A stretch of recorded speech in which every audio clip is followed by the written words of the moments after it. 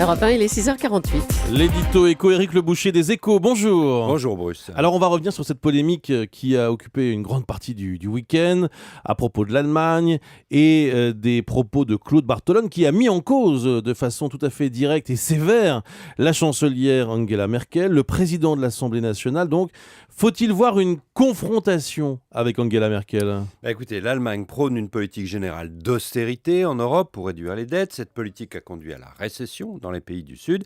Il faut donc faire plier l'Allemagne pour que l'Europe prenne une autre voie. Voilà le fond du débat que veulent ouvrir Claude Barthelone, la gauche du PS, la gauche de la gauche, etc.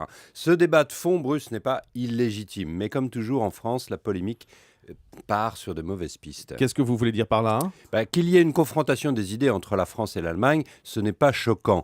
On n'est pas d'accord, on le dit, y compris d'ailleurs publiquement. Certes, vis-à-vis des autres Européens, vis-à-vis des Américains ou des Chinois, ce n'est pas très bon, j'en conviens. L'axe franco-allemand doit être soudé pour mener l'Europe. Mais bon, la divergence est cette fois-ci fondamentale. Il ne faut pas faire semblant de la cacher. Et alors, qu'est-ce qui ne va pas ? D'abord que le débat est ouvert par le PS avec un grand train de retard. Faut-il mettre une pédale douce à l'austérité ? Mais c'est fait déjà dans toute l'Europe. Bruxelles et Berlin sont d'accord. La France, par exemple, a gagné 1 an pour gagner le fameux 3%. Faut-il une relance des salaires en Allemagne ? Mais c'est en cours. Alors quoi d'autre ?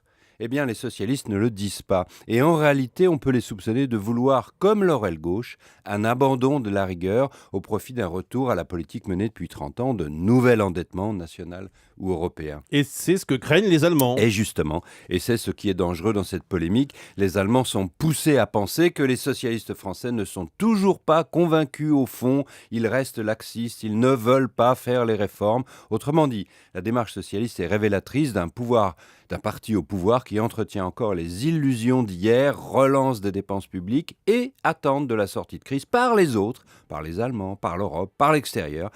Hélas, les problèmes de la France sont français, ils ne sont pas allemands. La compétitivité ne viendra des réformes qu'en France, pas en Allemagne.